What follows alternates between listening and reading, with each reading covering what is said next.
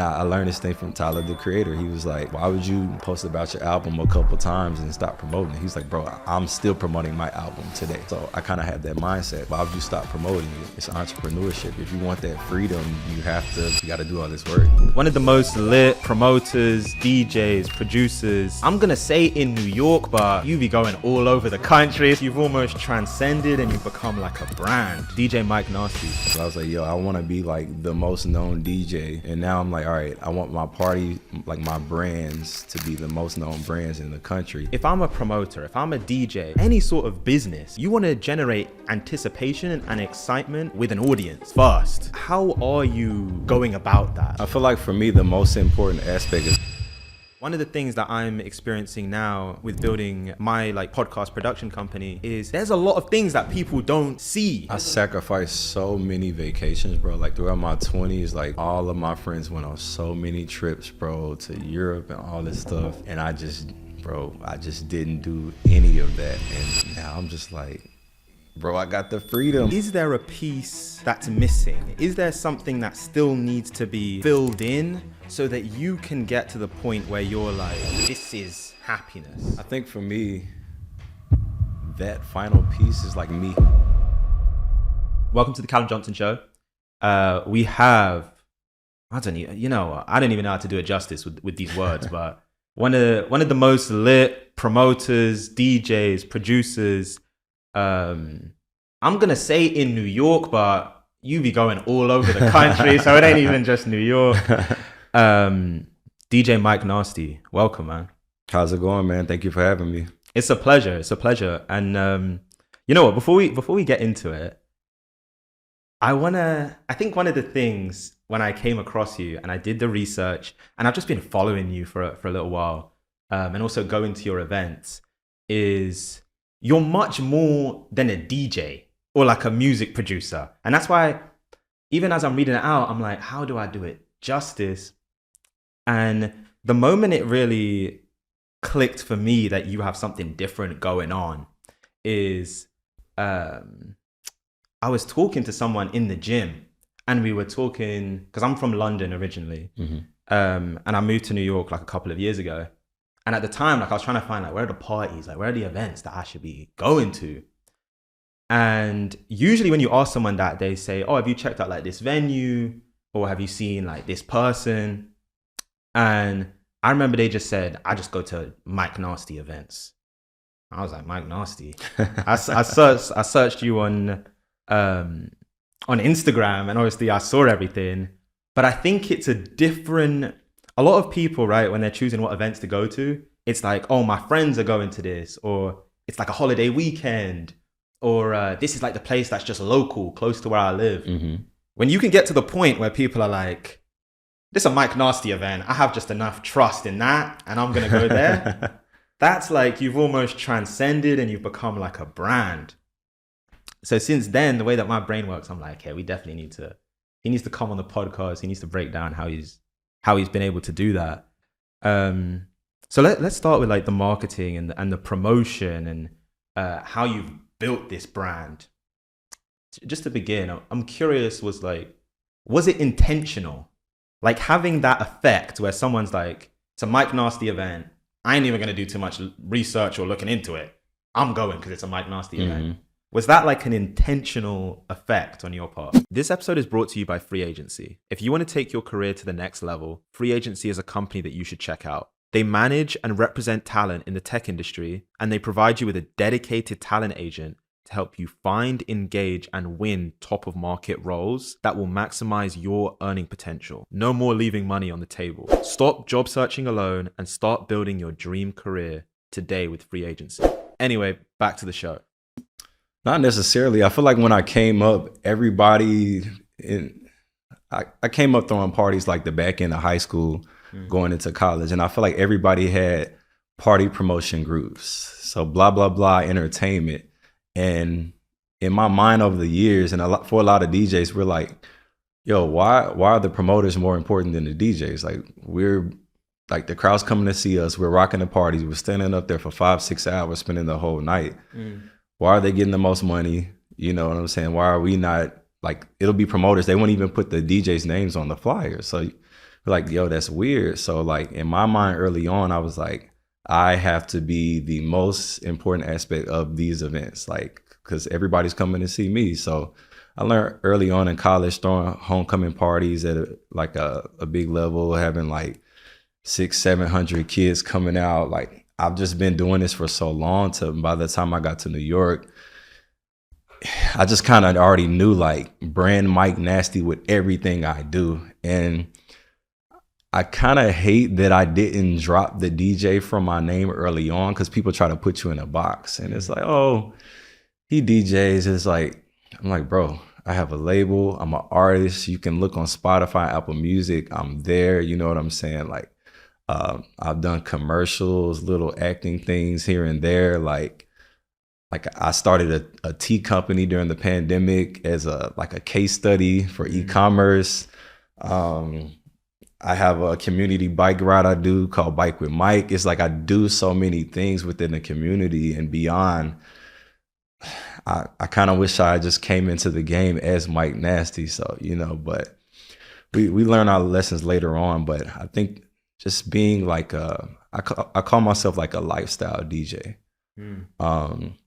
Or just a lifestyle entity in general. It's like, you can't really put me in this box. You could try, but you'll always see me doing something else. And I think that just kind of transferred over to just my events. So where it's Mike Nasty Presents, No Filter, Jumpin' Thumpin', the Midnight Bowl. Like, I have so many brands for my events, and they all live under their own Instagram accounts, but you could tie everything back to me, I'm just a curator of good times, I guess. You know what? I think it's a unique way to think, right? I would assume, even amongst DJs. Because when you're a DJ, I would assume the first thought is like, I just want to get booked. I just want people coming to my events. Whereas you're almost thinking about it. It reminds me of that Jay-Z quote of like, I'm a business, man. Like, right. This is Mike Nasty, and then there's like, under that umbrella is all of these different brands and offerings. I'm curious, like, what inspired that way of thinking about it? Like, is there someone you're looking at and you're like, oh, the way that they've done it, that's how I want to do like my thing over here? Or is it something else? Like, where did that come from? I have a business degree. Like, I came up in University of Tennessee in supply chain management, doing that program, but my minor was entrepreneurship. So I've just always kind of been trained to like run a business or run my own business. I mean, of course, at the time I thought I was going to graduate school and, get a job like everybody else. But luckily I DJ'd throughout school and I was paying my rent while I was in school, being a full-time DJ on the side. So I just feel like over time, like that just kind of stuck for me, You know what? I want to get into like the nuts and bolts of how you're actually doing it and how you're like building these brands. And it's interesting, as we were talking before, in relation to your music, you were saying like you see it as like a rollout. And the reason I say it's interesting is because I think you take a very intentional approach to marketing and building promotion. And if you even think about what it takes for someone to come out on a Friday night or a Saturday night after they've been working the whole week, like this is their night that they're gonna go out with their friends, spend their money. There's a certain level of excitement that you're generating. There's a certain level of anticipation that you're generating so that someone comes to an event. So take me into your thought process. Like, if I'm a promoter, if I'm a DJ, even more than that, any sort of business, right? You want to generate anticipation and excitement with an audience first. How are you going about that? Like, what is going into generating that excitement? I feel like for me, the most important aspect is the flyer, honestly.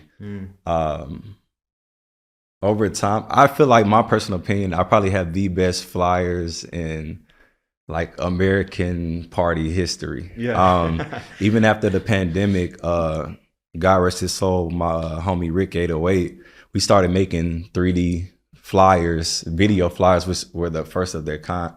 Like, and going off the backs of that, I got more into like actually hiring art illustrators to like hand draw these flyers. And I'm pulling inspiration from like 70s, 80s album artwork books, jazz artwork books, just like 80s films, like old 90s R&B like album covers and flyers for parties. Like I have it's like a book. I think Stretch Armstrong, he's a OG legend in New York City nightlife and just worldwide. Like he had a book. It was like New York City flyers from like the 80s and the 90s. It's like these old like handwritten flyers. Like I draw inspiration from that as well.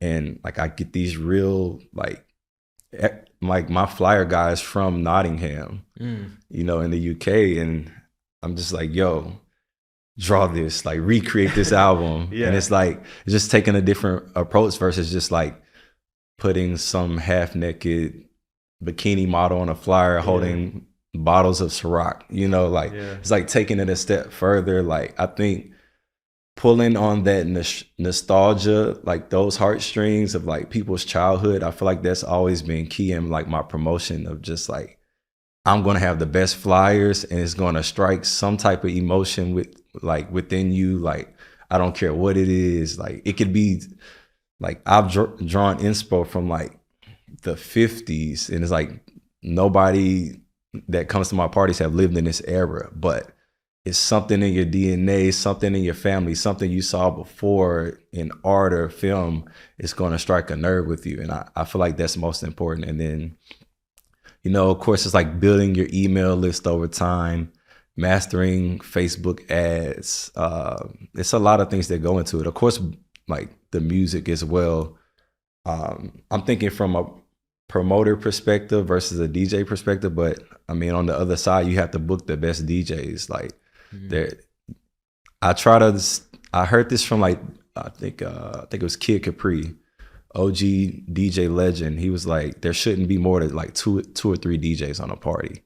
You know what I'm saying? And it just gives the space for each DJ to, I guess, tell a story throughout the night. You got your opener, you're playing like, you know, dance hall and like R&B, and then you got your headliner in the middle spot and he's playing all the bangers, and then you got to have a great closer on the back end of your parties that could just keep people there, keep the bar constantly making money, because that's another aspect of nightlife. Like these venues got to make their money. Like with all of my venues, for the most part, I'm keeping the door. I get all ticket sales, and you know, they keep the bar, or we'll do like a bar split or something. So it's like other ways to make money outside of just hard ticket sales. And it's just mastering that, like within 15 years, like now it's like, I can't lose. I can go to LA, and I don't even live in LA, but I can go throw a party in LA once or twice a month. You know what I'm saying? I could go down to Atlanta and throw a party. You know what I'm saying? So like I've DJ'd in London, like DJ'd in Amsterdam, Toronto. It's just like being able to just be versatile, but still having like these core marketing foundations that you could apply to anybody. And it's really like understanding psychology in a sense, like how do people think, you know, like putting these genres together. Like, okay, most African Americans, although my parties are diverse and we have other races come, but for the most part, it's African Americans, Afro-Caribbean, like diaspora coming to my party. So it's like, okay, I got to book DJs that play Afrobeat, dance hall, hip hop, R&B. So that's like the core of most of my parties. But then I also throw dance music parties. I got my house music party. It's deep, soulful, classic house music. So I have to book DJs that stay within that realm, to where I don't book a DJ and he's playing some hardcore EDM stuff that nobody wants to hear. So it's just being intentional with just the music curation as well, you know. You know what? And it was even funny as you were saying it, and you said like you think you make some of like the best like event posters like in the history of this shit, like period. I think I could stand on that for sure. I think I can. I said that with confidence. But you know what's interesting? It's like, you're right in the sense that when I see like if I go on Instagram, right, and I click on an event and I see a poster, it looks kind of like they like spun it up on Photoshop, maybe like that day, and then just put it out. Your ones, I almost think about it, the level of production, it's almost like a mini commercial in a way. Like it is really curated, like it is, you can tell like time was taken. And as a consumer, that's not even one of the things that you would necessarily think about, right? Like you wouldn't even be conscious of that. But if you think about it, like first impression is hugely important. And so if the first impression that you see, or the first impression that you get of an event is usually the poster or the post, now that I guess that we're in the Instagram digital age. And so it's actually hugely impactful to have that experience be differentiated and like superior basically to everything else that someone's doing. Absolutely. I treat it like a shock drop that Nike would do, like a sneaker drop. It's like I have my different promotional channels, like the email blast is already scheduled out. That's going to go out like Monday or Tuesday. I got over 40,000 emails that's just New York. And then I have my ad campaign already revving up over the weekend. Sometimes I'll start it on Sunday. I have a budget allotted to where I'm going to get a certain amount of reach and impressions based on that budget. Then I have my own social media following, so that'll be word of mouth, bro. And then it's like Sunday night, around 7 o'clock, Mike's going to drop some fire flyer and get us hype. Yeah. And then you got other people that don't even follow me that are seeing my ads already.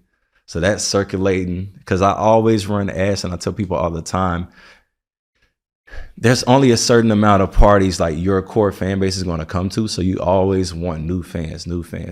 So like every week I'm always exporting these new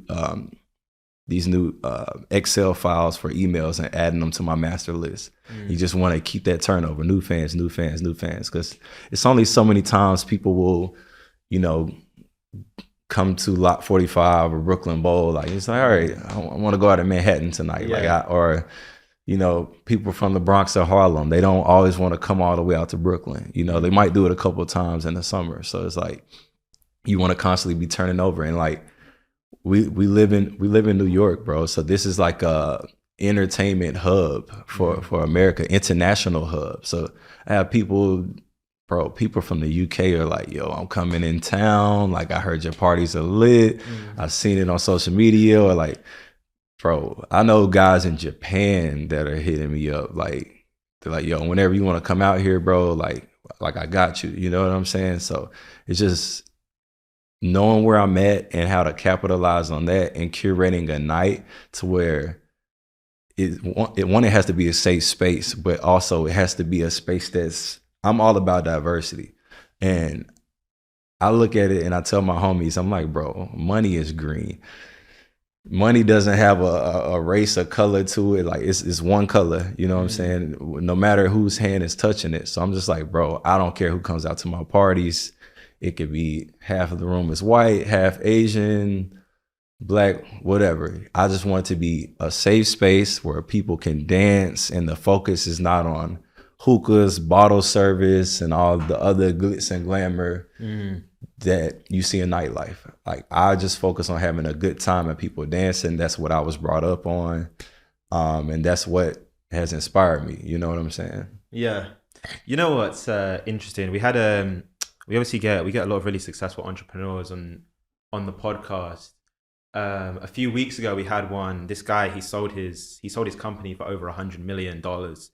And he started other companies since. And I was asking him, like, what has he learned about building successful businesses? And what he said, first time founders focus on product, second time founders focus on distribution. And distribution, I see that as like marketing. Like that's having an audience for your product, like someone who wants it, even sometimes before you even release the product, that there's an audience sitting there. And one of the things that I've just seen, and I've seen it in sports, I've seen it in entertainment, is people almost get frustrated with the marketing aspect of it. And what I mean is, is that people feel that, and I understand the feeling and the thought process, which is like, it should be purely about the craft. So you're kind of seeing it right now in boxing, where it's like you have these YouTube boxers who have huge distribution, they have huge audience, and they're able to be some of like the top earners in boxing, but their skill is not actually at the level of like world-class boxers, but they out-earn them because they have the marketing and promotion. Right. And people are like, oh, it should just be about the boxing. And obviously you're a great DJ, but you also have the marketing and promotion. And arguably, I guess you can speak to it. That may even be more important than the skill of DJing in terms of making money and being successful, throwing events. But I'm curious for you, when did you start to realize that the marketing, the promotion, the distribution angle was equally, if not more important than even just like the sets and the music that you're doing, is actually getting people to want to do it? Because I think that is like a realization for people that tend to be the most successful in any field, that they realize that like the business side of things, the marketing, the distribution, that is also needed for me to reach the top. It's not just about how fire are my mixes. Right. Like, when did that realization come? I'll say by the time I got to New York, I think I've been here, I think I'm coming up on 7 years. They say it takes 7 years to become a New Yorker. I feel like people will always, real New Yorkers will always hate on transplants for some reason. I don't know, but I feel like it happened when I got to New York, and I won't even say it was like a business mindset I had. I just got tired of DJing like super long sets or DJing my entire party, and I was like, yo, if I hire people that are just as talented as me to make my parties even doper and have like essentially 3 of myself on the lineup talent wise, like I could better focus on running my events. So like you'll see me, bro, like I'll spend an hour and a half, get off, and I'm just running to the door, like to make sure things are like, sometimes you'll even see me wristbanding people taking money. Like I have my hands in every aspect of my business, bro. And I feel like that visibility helps things run smoother. Like just a lot of people don't realize it, but like how your door is ran is a major key into making more money as a party promoter or nightlife curator, bro. Like the attitude of your security, having the right door people, knowing how to talk to people, managing lines, VIP, like all of those aspects. Like I had to hire another door person like on certain nights of events because it gets people in faster. And I'm like, I'm losing money because although like I used to record videos like, yo, the line's down the block, it's like 700 people outside, it's lit. And I'm like, yeah, I can't do this because it deters people that are on their way from coming out. They're like, oh, I can't get in. 2, the people that are waiting in line for an hour, like, bro, you might have 100 people that might just leave and go somewhere else because they're just not willing to wait. And I'm just like, nah, I gotta hire another person and also stop posting the line or post the line after the event. And I'm like, I just saw like I'm making more money. I see like in my revenue, I'm like, okay, we got a couple thousand more tonight, you know, like we're good. So just paying attention to the little details, because I could have easily stayed inside, let my door people run the party, and I'm in there turning up, drinking alcohol, but I wouldn't be able to see what's going on at the door and like, wow, I'm really losing money.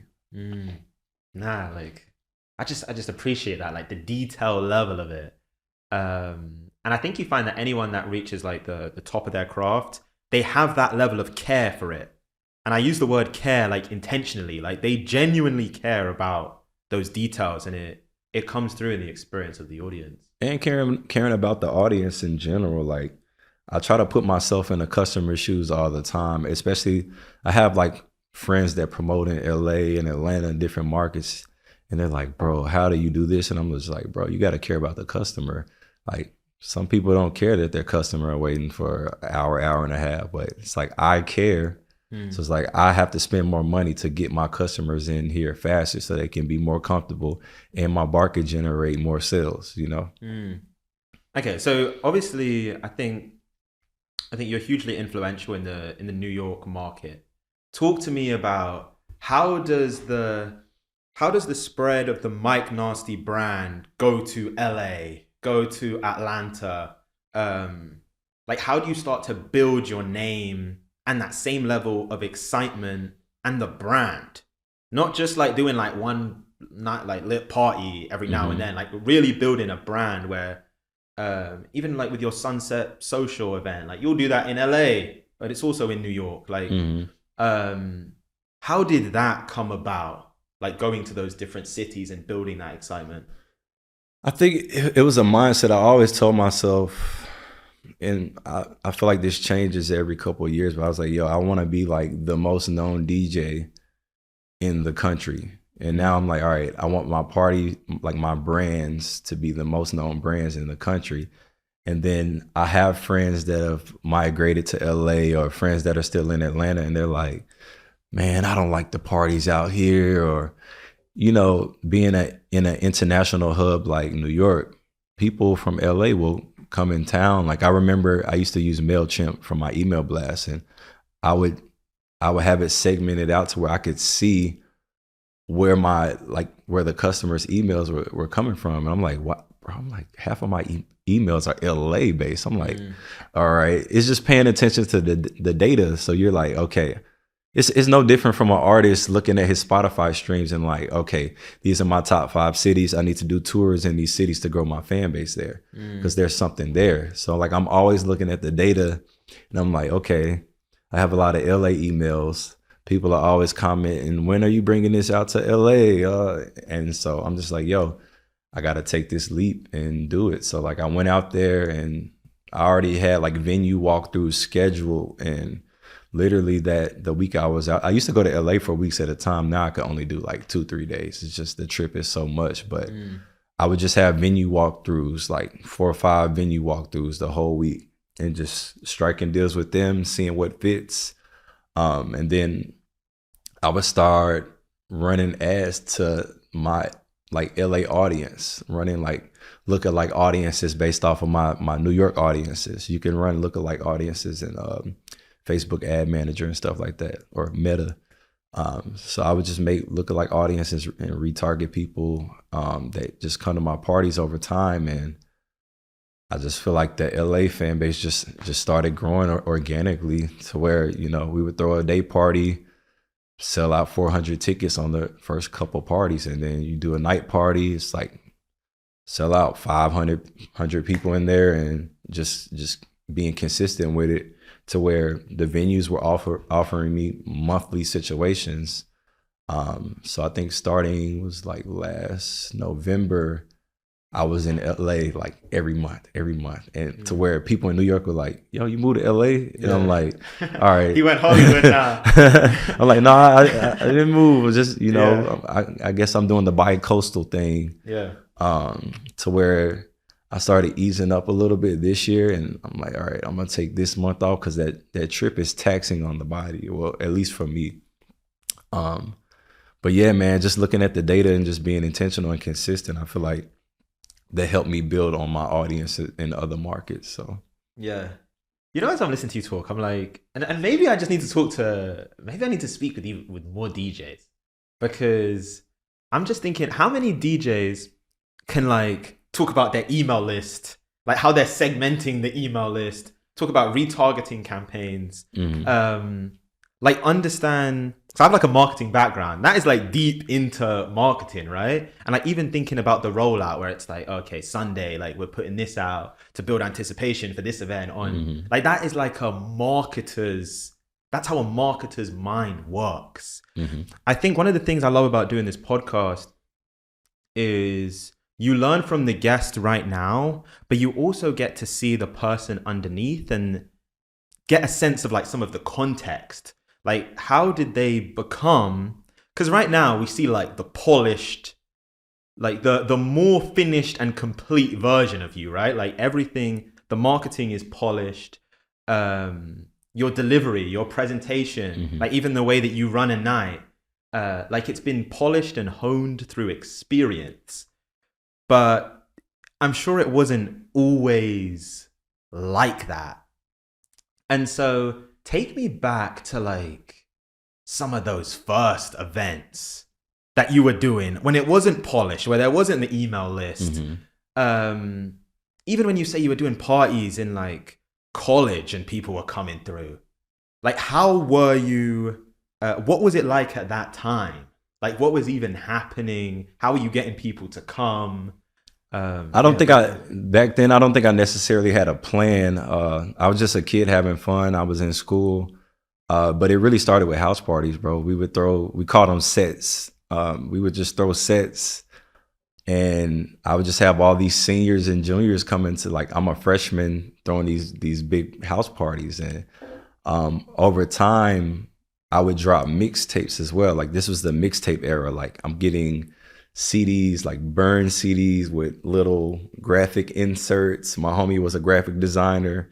And so what we did is we mastered, this is when Twitter just was bubbling. And we mastered this mixtape. It was the first of its kind that I can't really name somebody else that did it, but basically we would make mixtapes for the parties. So I used to throw a party. I still throw No Filter to this day, but I started No Filter like back in school. And then I used to do another party called the Campus Takeover. So I would drop a mixtape called the Campus Takeover. So we would have physical copies and digital copies. So the people that would, this is when people used to get in Twitter jail. I used to be in Twitter jail all the time. I'm tweeting crazy. So that's like what, they shadow ban your account or some shit? Like, what is it? They like, you couldn't post for like 24 hours or something like that. Because I'm just tweeting out these mixtapes. So what we would do is, let's say I had a party next week, I would drop the Campus Takeover mixtape, and then to do the digital download, my homie built me a website, Campus Takeover website or whatever. And so people would go download the mixtape, but in order to download it, you had to do a tweet to download. So it would tweet out this message and flood the timeline. Yeah, okay. Hey, I just downloaded the Campus Takeover mixtape. See you at the party next Friday. Hey, it's the same message. It's flooding the timeline because everybody, this is like, nobody's really doing Spotify, Apple Music. It's not that era. Like people still had iPods and stuff like that. So it's like, yo, this DJ, he's up on the new music. He's breaking records. And I want this mixtape to listen while I'm walking to class, you know? So we would just flood the timeline, like literally every party. And then just over time, that was just our marketing strategy. But we were still doing guerrilla marketing, like walking around campus. We used to sell these rubber wristbands, you know, the wristbands these companies give you out, or give to you, like you go to a car wash, they give you a free rubber wristband. We used to have those we would make for the party and sell those for $20.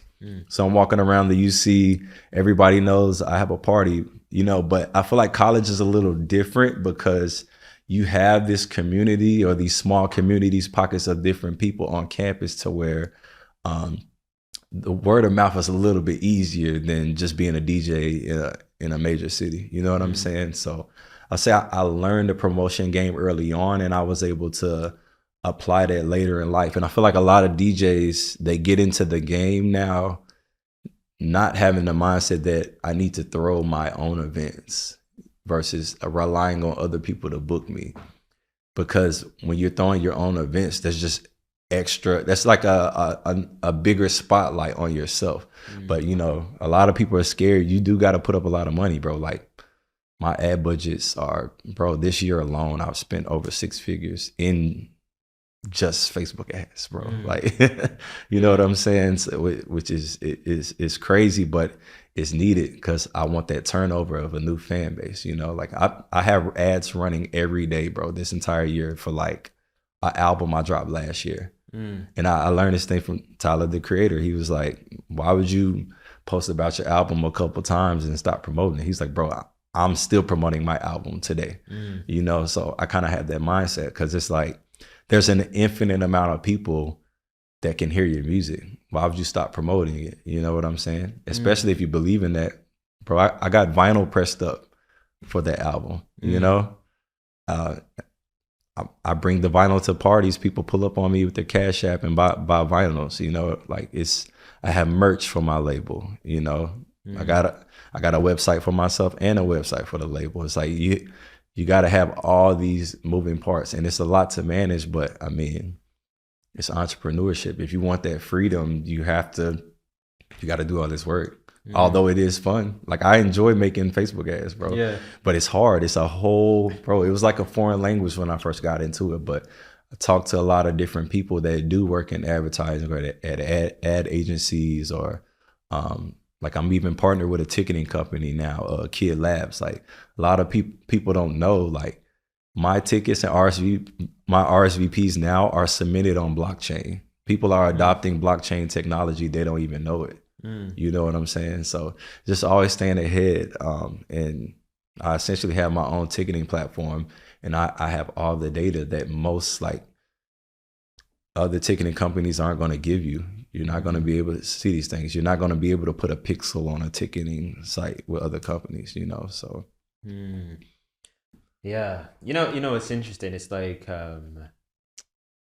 there's this thing, I almost call it's like hacking distribution. There's ways when you explain about like how you're making mixtapes and like promoting it on Twitter, and in order for someone to like click it, they were also like sending a tweet, which like helps with the promotion. I would call that like hacking distribution. It's like finding a creative way to use the platform to get a disproportionate number of eyes on your content. And it's something that like I think the best marketers do, right? Like you'll even, it's an interesting example. We were talking about Drake earlier. I think Drake does this well because his album covers are almost like memes, right? Like as soon as he puts out an album cover, it becomes a meme. People start making fun of it. Even those music videos where he'll be like dancing, people turn that into a meme. Like Hotline Bling, the music video is a meme. But it's actually like really good organic marketing, because then people just start sharing pictures from all his videos, and his album cover is free marketing. And that's actually a skill. And I think the lesson for people, because I think there's some people that will listen to it and even hear the thing about like the 6-figure Instagram or Facebook ads budget, and they'll be like, I can't do that. Like I don't have the resources to do that. But you can hustle and like find ways to hack distribution so that you can get maybe not the same effect, but you can get outsized impact and effects without having the budget. I'm curious from your standpoint, and maybe you can even relate it to, you spoke about college is a bit of a different environment, because I guess you kind of, with college, you almost have like a captive audience there, right? Like it's like a campus, you kind of have people there.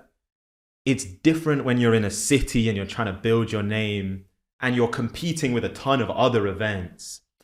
And so talk to us about even like coming into New York and like getting your footing, building up your name, and like just being in a city environment and starting to build that buzz and being able to differentiate yourself.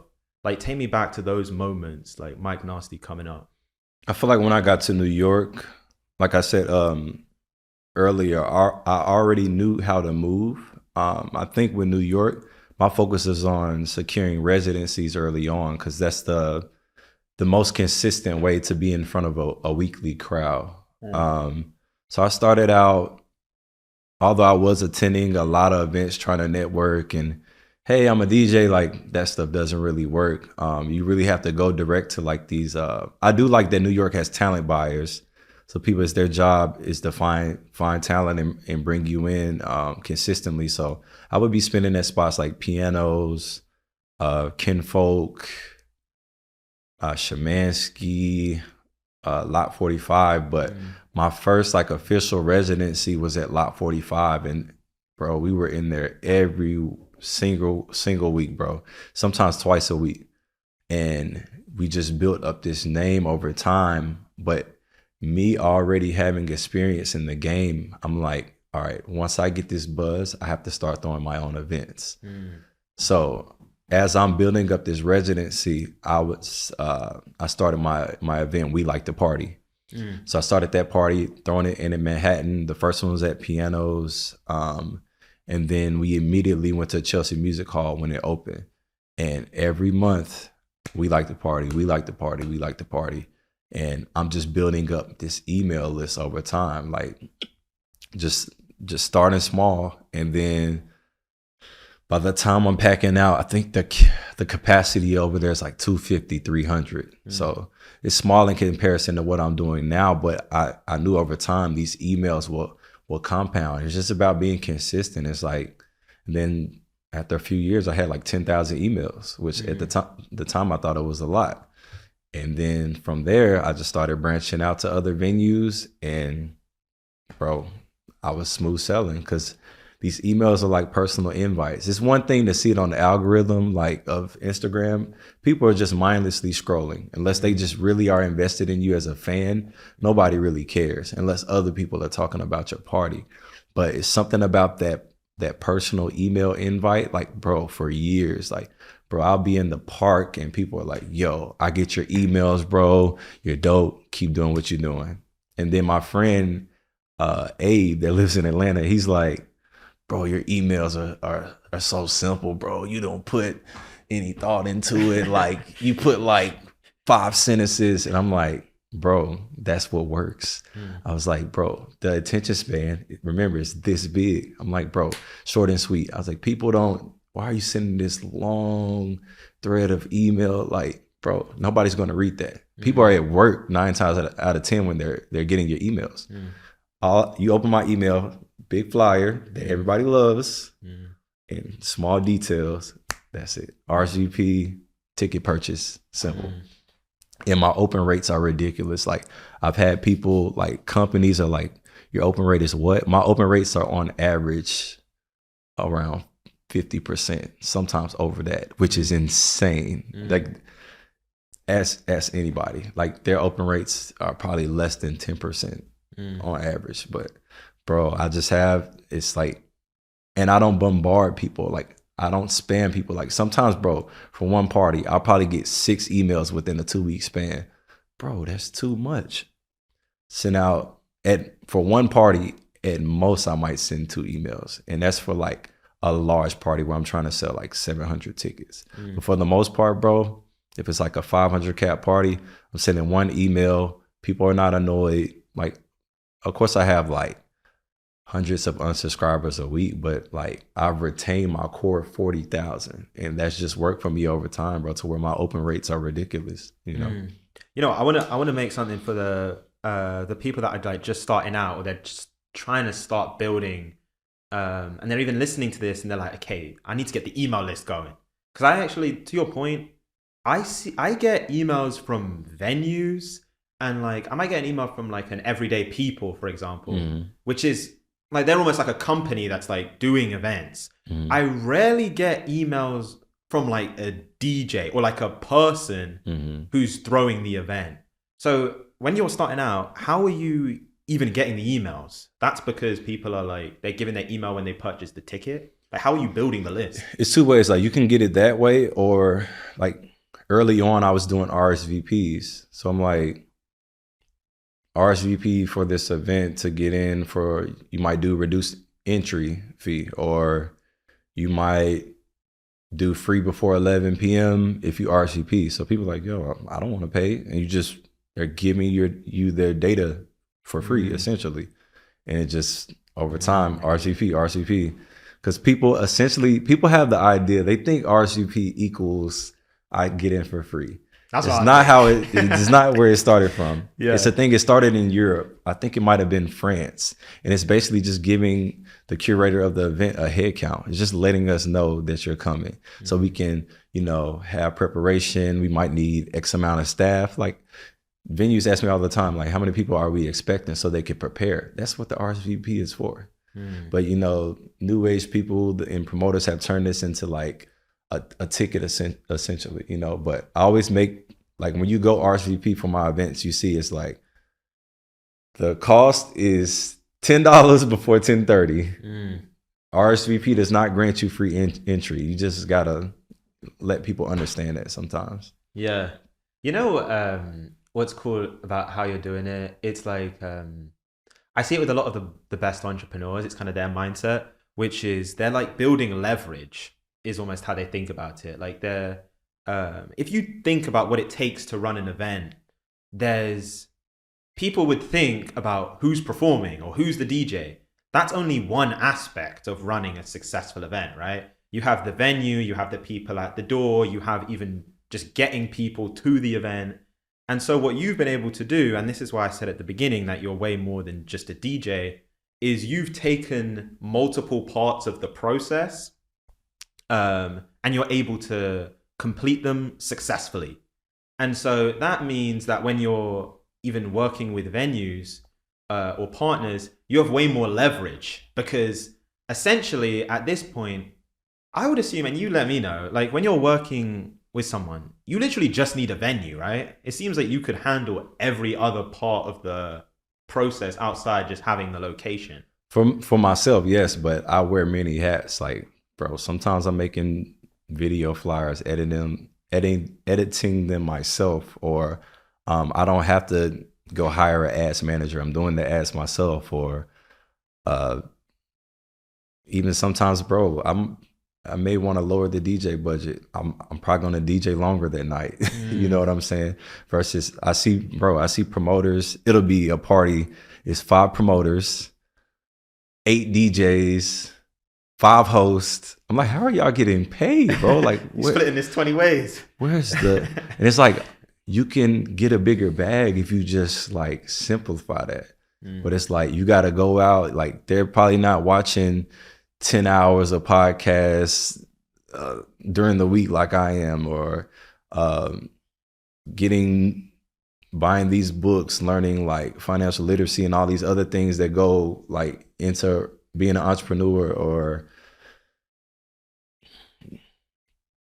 going to piano school to perfect being a better producer, so where I could drop these remixes and original music, which people want to come to my parties and hear me spin. Like, it's so many things and hats I'm putting on that most people, they're just like, all right, I just want to be a promoter, post on my Instagram a couple times. I got a decent following, but I'll just go hire 4 more promoters so I don't have to do all the work. Or I'm going to get 4 people to put up the money when I could just put up my own money and get a bigger piece of the pie, you know? Like, and I tell my friends all the time, I'm like, bro, we're not going to throw parties together. I'm like, do you throw your own party? I throw mine, and we all get, and then they're like, bro, you're right. Like, I'm making this amount of money now. I'm like, see, it just takes time. You got to do it for a couple of years. And like, but it feels better when you could call the shots and not have to butt heads on the ideas. And, you know, because eventually everything has to scale. But imagine if I had a business partner, he's like, I don't think we're ready for LA. We don't live there. I'm like, bro, we have the power of the internet. You could touch a million people with a Facebook ad, you know? So that's why I like being like the sole owner of what I do, but hiring different people with different levels of expertise to do different things. Like, bro, the guy that recaps my parties and shoots the videos, he shoots music videos. Like the same guy that shoots my music videos, he recaps my parties. He's a cinematographer. That's what I call him. He is a monster. He is super expensive, but I need the best recaps so I can get the biggest return on my audience of coming out. They're like, bro, that looks like a movie. Who shot that? I need the best. I need the best flyer. Like, I'm going to pay $300, $400 for a flyer because I want the best flyers, because you're going to make it back. You can't be afraid to put the money up. You're going to make it back. If you cover all these bases, it's literally the foundation for me, what I think: emails, ads, word of mouth. You cover those 3 bases, you should be fine with throwing parties. Of course, there are other things that go into it. You got to have good flyers and all this other stuff.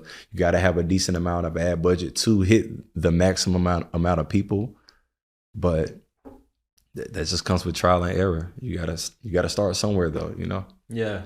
You know what? It reminded me when you said that, there's a quote that like, scared money doesn't make money.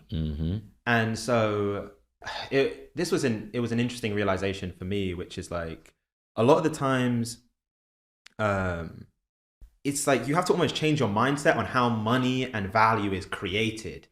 Usually the person that's taking the risk and putting the money up is also the person that's benefiting the most if it goes well. Which is why, like, you might have a founder of a company or someone that owns a company who's not even working that many hours in the business, but is getting disproportionate return versus someone who's maybe putting in like 60, 70 hours a week as an actual employee. But it's their money that they're putting up. And I think that's also like you really, and I think it's clear, like you really take an entrepreneurial approach and a business approach to music and your craft and DJing and event promotion, which explains why you've been able to get like the results that you have. I'm curious. One of the things that you said is, and I picked up on it. It's just like the learning, like you're constantly learning, right? You're listening to podcasts, speaking with people, even just being like a historian, like seeing what came before, because a lot of patterns are repeated throughout history. I'm curious for you, like what would you say in your life are some of the most like impactful influences? Like if I look at the Mike Nasty that's sitting before me today, who are some of the people, and it can be people that you know personally, it could be people that you've just been watching them, celebrities, entertainers, whatever. Who are some of the people that you look at and you're like, those people really informed and influenced the person that I am? Man, that's tough.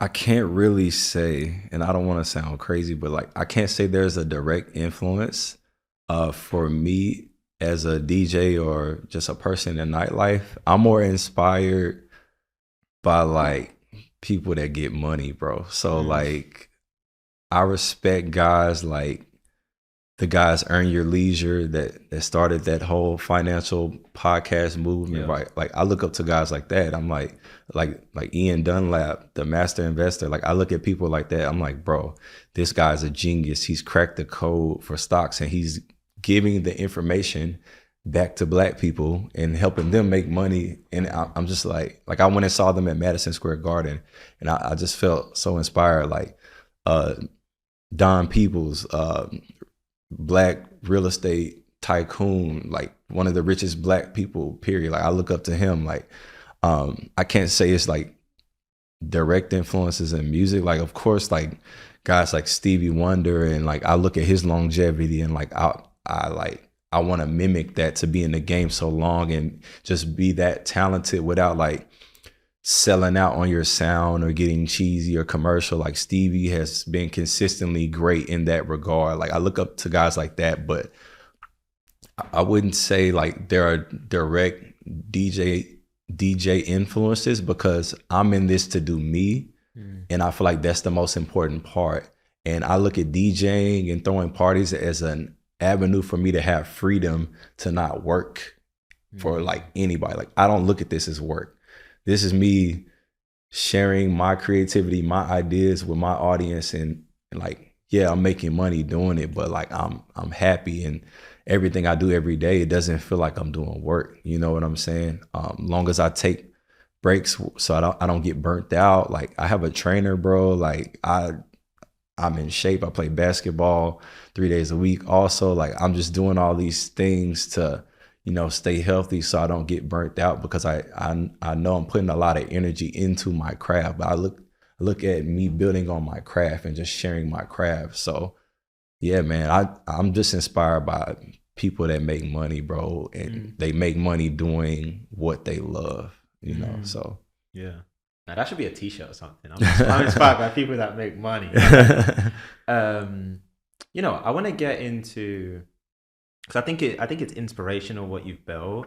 And I think one of the most powerful things, it's not even just the money piece, it's that you're doing something that you genuinely enjoy, and that there's enough longevity to it that you're still reaching new levels. Like you've been doing it for 15 years, but there's still more to go. Like when I even listen to your story, I'm like, I can see you having your own venue. Like there's more, there's further that you can take it. And when you're doing something you love and you can keep doing it and keep improving, I think that's a beautiful thing. But one thing that I know from doing this podcast, from doing my own business, is because people evangelize it, right? Like people, they love the entrepreneur stories, and they'll see even the thing on social media where people be like, oh, I'm a boss. Like everyone wants to be a boss. And it's like, I feel like we only see the positive and the highlights of being the boss. One of the things that I'm experiencing now with building my like podcast production company is there's a lot of things that people don't see. You're also the one that's ultimately responsible when things go wrong. You also, it's difficult to clock out. Like there might be a weekend where your friends are doing something. You can't do that because you're the person ultimately responsible. I sacrificed so many vacations, bro. Like throughout my 20s, like all of my friends went on so many trips, bro, to Europe and all this stuff. And I just didn't do any of that. And now I'm just like, bro, I got the freedom. I can travel whenever I want to. Like, yeah, bro, like I went to Colombia for like 2 weeks a year ago. Loved it. I was city hopping, bro. Barranquilla, Cartagena, Santa Marta. I'm just like, yo, I got this freedom to just do this. Like, you know what I'm saying? And I think I made the right decision, bro. I saw Michael B. Jordan. He was in an interview. He was like, bro, the partying and all this stuff. He was like, I'm sacrificing that so I can live the life I want to live later on. And this accountant, he told me, he was like, use your business to live the life you want to live. Because the average person can't do that working for somebody else. Of course, they're like your anomalies, like your people that make 200,000, 300,000, 400,000. They might be a surgeon or something, but they still have to report to somebody and do some type of job. They can't just clock out for 2 months and travel Europe if they wanted to. Like I have that freedom, bro. Like last year, I took 3 months off, November through January, chilling, bro. I didn't need to make any more money. My taxes were already paid. Yeah. DJs, pay your taxes, please. That is super important. But everything was just set up, bro. And I worked on music, made a EP, traveled a little bit, spent time with family. But I have that freedom because I sacrificed early on. You know what? Talk to me more about that sacrifice. You said I made the right decision, but sometimes it doesn't always seem that way. And I'm sure for you, like in your 20s, when you're seeing your friends and you're seeing photos of people on vacation, turning up on the weekends, even maybe just spending a weekend just doing whatever they want, getting off at 5 o'clock or 5:30 from work. Just talk to me about some of those other moments where it wasn't so clear that this was all going to work out, that you were going to make the right decision, that you were going to have this freedom that you have now. Like, talk to me about some of those moments. I think for me, I'm a religious man, bro. So I just walk by faith, not by sight, bro. So I think just putting it all in God's hands early on, bro. Like you're not always going to see like the goal, the plan, the end of the road, bro. But I think for me, I always chose happiness. I say this all the time. I've been saying this for years. Like all I want out of life is to be happy. So whatever comes with that and allows me to be happy, whether I'm rich or poor, that's fine with me. Like I'm content with that. And just sticking to that, bro, and choosing happiness and me knowing, okay, I have to sacrifice on this fun to be happy long term it made me I guess well equipped to make those decisions early on. Like, bro, I'm not gonna have fun, you know, or I could have fun domestically. Bro, I have fun playing video games. I got a PS5. I can have all the fun I want. but I'm not spending money doing that, you know. But I still go through that now. Like my homie the other day was like, yo, I'm going to London next week. You should pull up. I'm like, bro, I got parties. I'm making money. Why? What am I going to do that for? I'll go to London another time, you know? So just still making those sacrifices. But I mean, I do have more wiggle room now, you know? So. Yeah, no, that's interesting. I remember I saw a clip recently from Gilly and Wallow. They do the $1 Million Worth of Game podcast. I think that was where Michael B. Jordan said, because he went on that podcast. And I think it was Wallow that was saying, he was like, some of you, like, you never miss any summers. Like, all people that are successful, like, they missed some summers. There was some summers when they weren't outside like that. Some of you have, like, really big ambitions, but every event you're at, every summer you're turning up. And, like... I have friends, I'm telling them, because, like, I hire my friends to work for me. And, like, it'll be times, they're like, I don't know if I'm going to work this weekend. I'm like, bro, get this money. Come on. Like, you've been to all of these parties. Like, you're going to see these friends next week. Like, let's get this money. Like, this is I pay y'all well. It's like, come on, I need you. There's not many people I could trust to take money. Like, this is like an important job, an important aspect to my business. But, like, bro, I see that, and I'm just like, yo, you gotta. I tell people all the time, like, you can miss that fun, you cannot buy that purse, you cannot buy those shoes. Like, bro, it was times, bro, like, I was like, I'm gonna buy like a couple pairs of shoes, and that's it for the year. And then as I worked harder, I started getting brand deals. So I remember I was in Atlanta, I got a deal with City Gear. It's like a urban clothing store down in the South. They were sending me shoes for free. I'm like, all right. See, I put that money back into my business. Now I'm getting things for free. And then I got to New York, met some people that worked at Nike and Adidas. The Adidas guys like, anything you want on the website, let me know. And I'm just got Adidas boxes rolling in. Guy from Puma, Under Armour hit you up. Here's free stuff. And it's like, that sacrifice allowed me to get stuff I would normally have to pay for free now, you know? And now I just bought what I want. I'm in Amsterdam, I'm in boutiques balling out, but it's the sacrifice, you know? Yeah, no, that's beautiful, man. That's beautiful. One of the things you spoke about, you said being happy. Like, that's the meaningful thing for you, like happiness.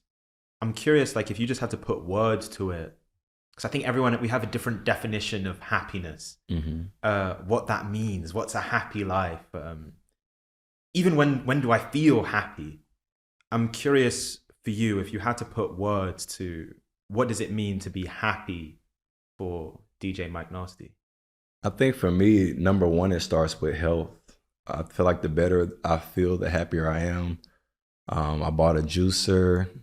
I eat sea moss and drink tea every day, oolong tea. Like, I'm just all into these different herbal remedies and stuff. And like I train with my trainer 3 days a week, and I feel like the healthier I am, the happier. Like, that goes into being happy. Like, like I eat these mushrooms. I take these mushroom gummies. Like, that helps with your cognitive health. Like, all that stuff goes into your mood. So, like, what you put in your body can help you produce happiness for yourself. So it's like, the better you feel, if my weight's intact, that's step one. And then, you know, of course, like, the mental health of my family and myself, making sure everybody is good and on good terms. And then, you know, throughout life, you find love, and like, that could be another, like, additive to your happiness as well. You know what I'm saying? And just family, love, and your health. Like, I think in God, of course, number one, like,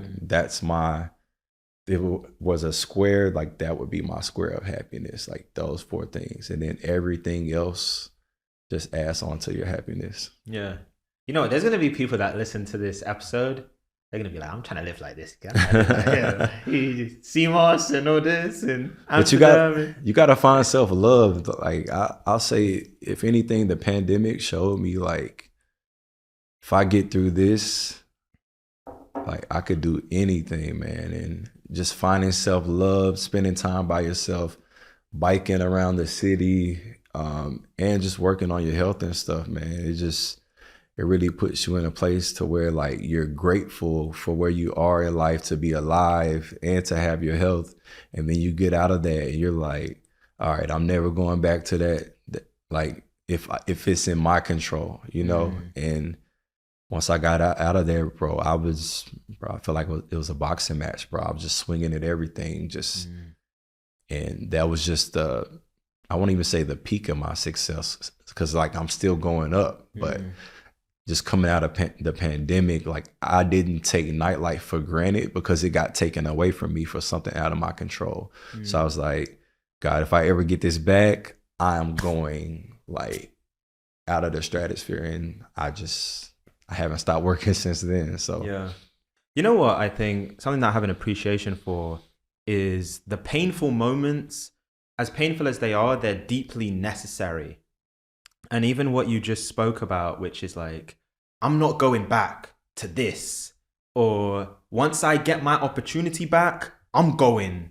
Like a lot of people that have achieved phenomenal things, there's part of it is coming from that place, right? Which is they know what it's like to feel the other side of it. And so now the motivation, the discipline, the consistency that they're coming with, it cannot be matched because they've felt what it's like on the other side. And so I'm curious to hear from your story when you say, I'm not going to go back to this, or once I get my opportunity, I'm going to go after this. What is the thing? What is the painful moment? I would almost call it like a grounding moment where it shows you what life can be, and you're like, I don't want that. I want this. What is that moment for Mike Nasty? The thing that you're like, I felt this personally. This is not where I want to go. Like, I want to be over here. Like, what was that moment?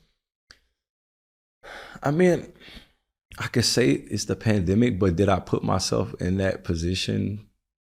Like it was out of our control. So I could say that was that down moment, but I feel like from a financial aspect, a lot of us could have better prepared for that moment, especially as an entrepreneur. So like looking back, if I had like that nest egg that I was supposed to have, to where I didn't necessarily have to be in New York still paying super high rent through a pandemic, I could have better prepared, and I could have been in Tulum. Like I knew friends went over there and they were paying $500 in rent, and I could have got away and better prepared myself financially. So I guess that moment could be that for me, but still, that's not a moment I put myself in technically. Outside of that though, I don't think I've had too many crazy moments. I feel like I'm from the South. Life is pretty simple and chill for us already.